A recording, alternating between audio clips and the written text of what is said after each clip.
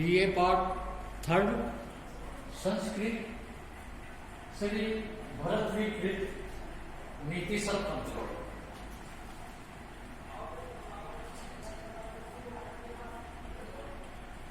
दो मंत्र्यां निर्गति विनश्यति यदि संगात सुतो दानमा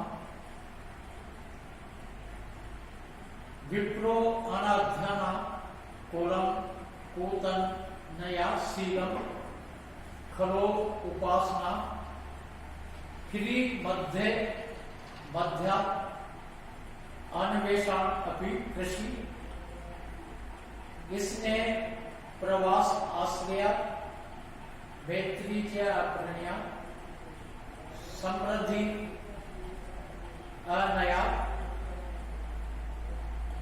त्यागा प्रमादा धन। प्रस्तुत पद्य में महाकवि भरतवीर कई वस्तुओं के विनाश के कारणों को बताते हुए धन के विनाश के हेतु को बताते हैं कि निरपति दो मंत्र्या विनेश कि राजा को मंत्रणा से नष्ट होता है। यति संगा और जो महात्मा होते हैं, सन्यासी होते हैं, यति होते हैं, वह आसक्ति से नष्ट होता है। सुत लाला और पुत्र अधिक लाड़ प्यार से बिगड़ता है। विप्र अनाध्याना और ब्राह्मण विद्या अध्ययन नहीं करने से नष्ट होता है। कुलम कुतनया और जो कुल होता है, वंश होता है, वह कुपुत्र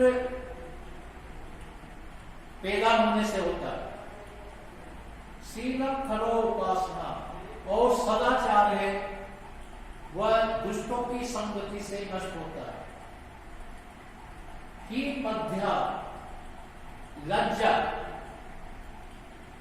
धूम्रपान करने से नष्ट, मद्यपान करने से नष्ट होती है।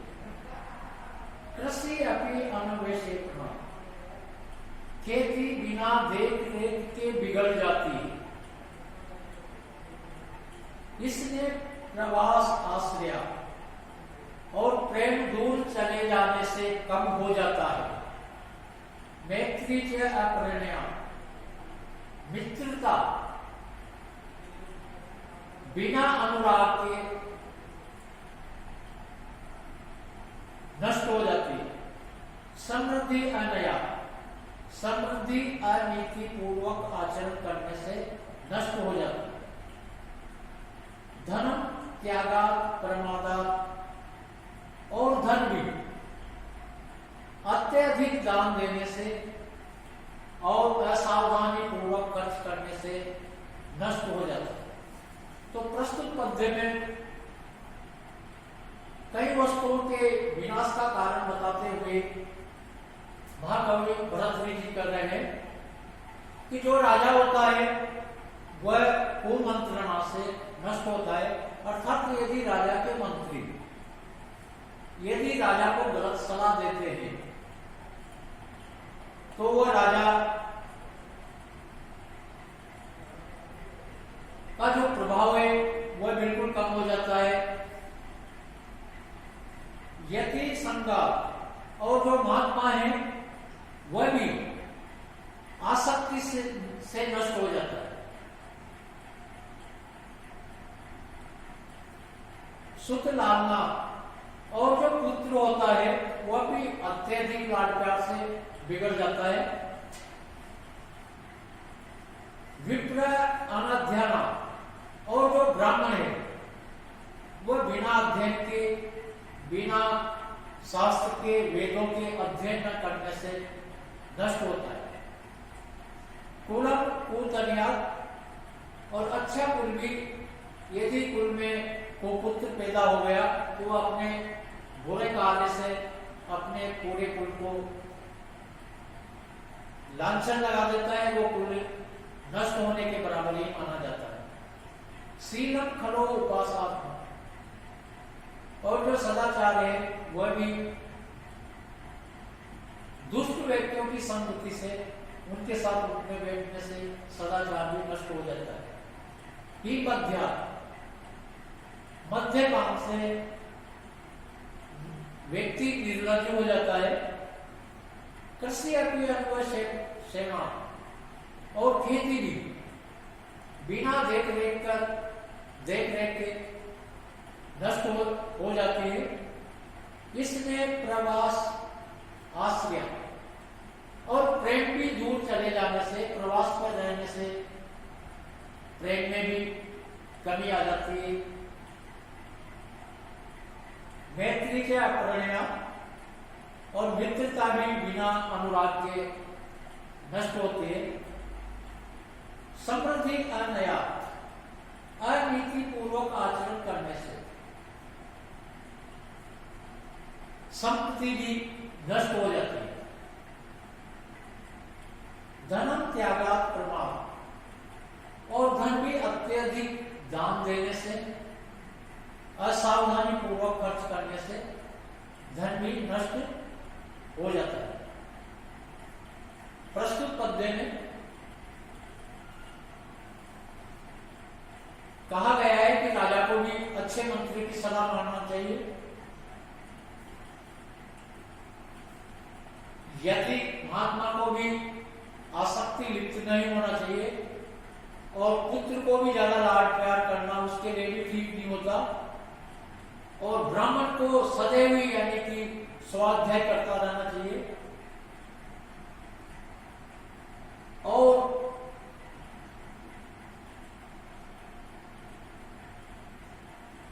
प्रस्तुत श्लोक में सार्वभौम विकृतम छंद है। सार्वभौम विकृतम छंद का लक्षण दिया गया है। सूर्या अश्वे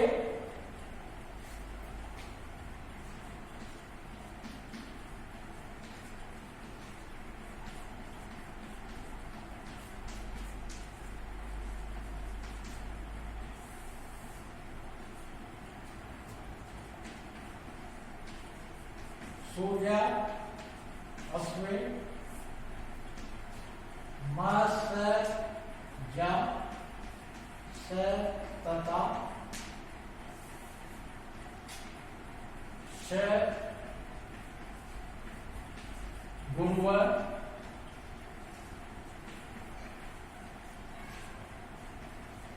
साधु विक्रीडितम।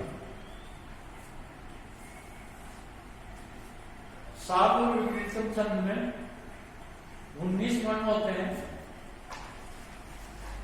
प्रत्येक चरणों में गणों का क्रम मगन, सगन, जगन, सगन, तगन, तगन, और अंत में एक गुरु वर्ण होता है। सार्वभौम विपरीतम छंद में 12 और 7 पर यति होती है।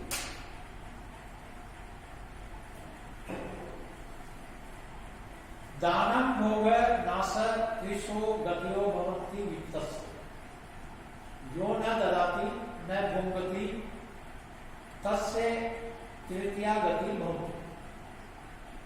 दानम भोग नाश वित्तस्य त्रिशे गते भवति, ये न ददाति न भुंगते तस्य तृतीया गति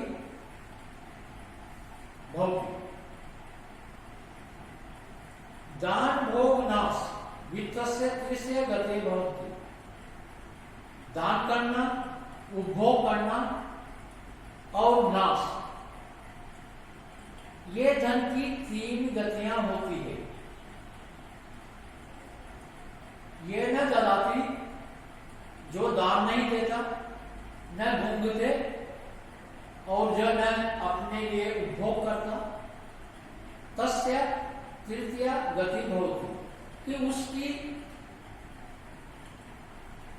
तीसरी गति होती है, अर्थात उस धन का नाश होता है। प्रस्तुत पद्य में भरत जी कहते हैं कि कृपण व्यक्ति के द्वारा जो धन संग्रह किया जाता है उसका दुष्परिणाम बताते हुए कहते हैं कि दान, भोग और नाश, ये धन की तीन गतियां होती है। ये न ददाती, तो जो सुपात्र को दान नहीं करता, न भुंगते, और जो उपभोग नहीं करता।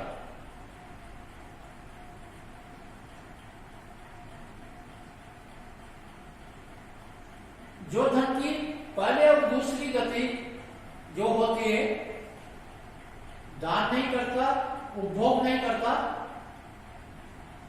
तो फिर धन की एक जो तीसरी गति मानी गई है वह नाश है, तो उस धन का नाश होता है। तो प्रस्तुत पद्य का भाव यही है कि लक्ष्मी चंचला होती है,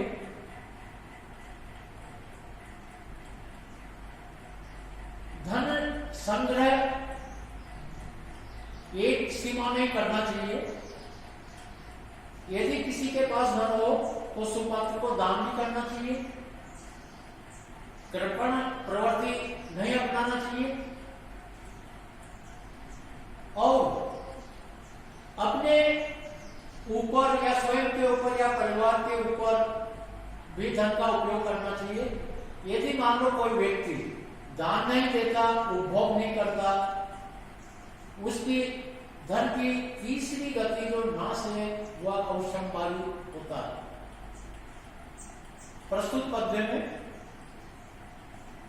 आर्य शब्द है, और आर्य शब्द का लक्षण है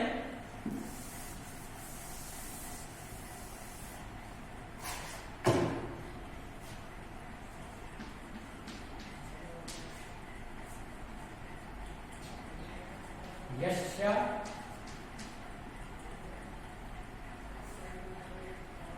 प्रथमे पादे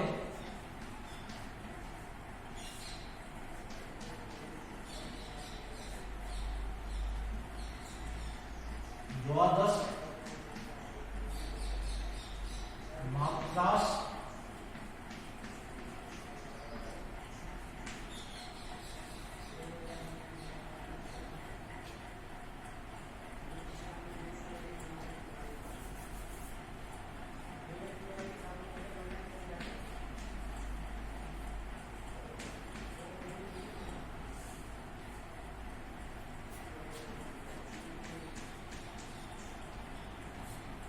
अष्टादश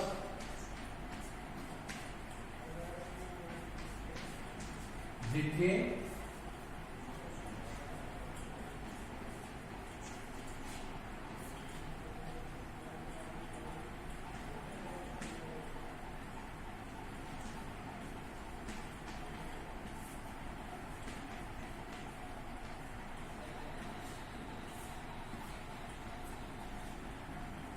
आर्य छंद में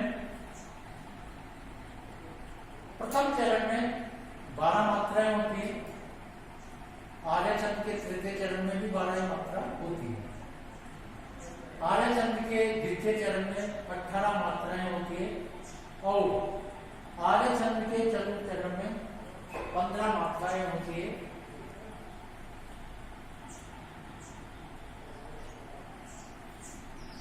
तानि इंद्रियाणि अविकलानि तदेव कर्म सा बुद्धि अप्रतिहता वचनम तदेव अर्थो उषण्मा विरहति पुरुष स एव तत् अन्ये सने भवति इति विचित्रम् एतत्।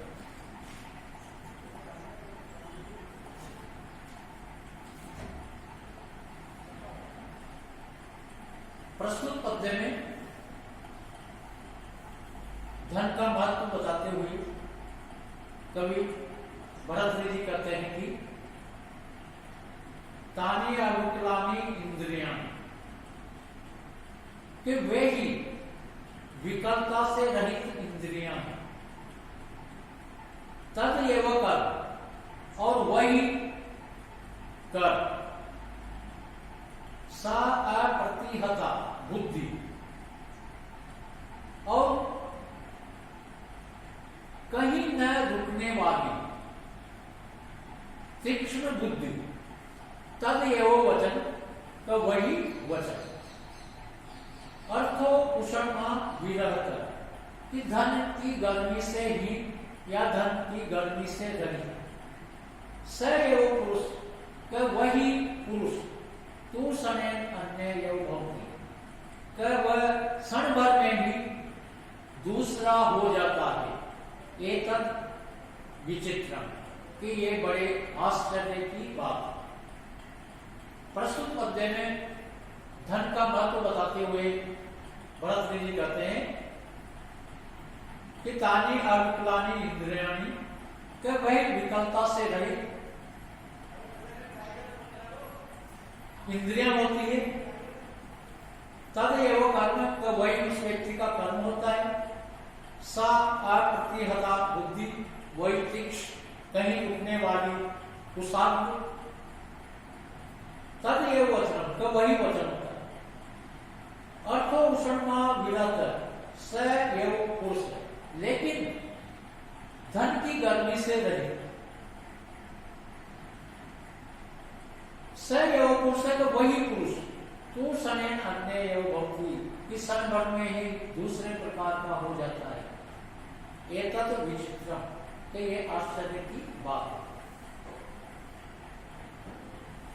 प्रस्तुत पद्य में धन का महत्व बताते हुए कवि कहते हैं, कवि कह रहा है कि जिस व्यक्ति के पास यह धन होता है, उसकी तुच्छ लोग होते हैं या नीच होते हैं, या जो उसके चाटुकार होते हैं, उसके आसपास मंडराते रहते हैं। लेकिन मान लो कोई व्यक्ति धनिक है और बाद में यदि वो निर्धन हो जाता है, तो जो चाटुकारों की मंडली होती है, जो नीच व्यक्ति होते हैं, वह उस व्यक्ति का आदर सम्मान करना भूल जाते हैं, और यहां तक कि उस व्यक्ति को वो पहचानते ही नहीं। इस प्रकार से उससे दूरी बना लेते हैं। तो प्रस्तुत पद्य में यही बताया गया है कि वही यानी कि इंद्रियां होती है अविकल, वही उसका कर्म होता है, वही उसकी तीक्ष्ण बुद्धि होती है, वही उसका वचन होता है। लेकिन मान लो उसके पास धन नहीं है, तो वह व्यक्ति क्षण भर में ही यानी कि अन्य प्रकार का हो जाता है।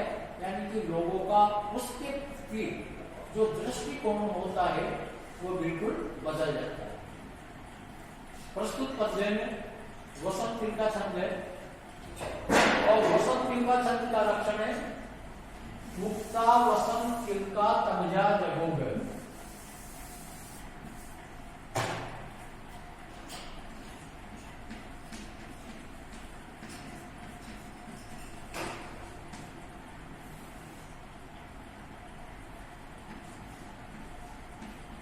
मुक्ता वसंत तिलका तमजा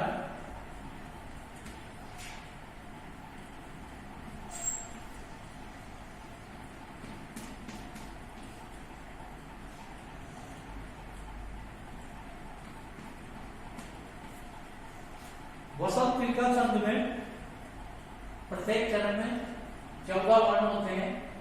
प्रत्येक चरण में गणों का क्रम तगन, भगन, जगन, जगन, और अंत में 2 गुरु वर्ण होते हैं।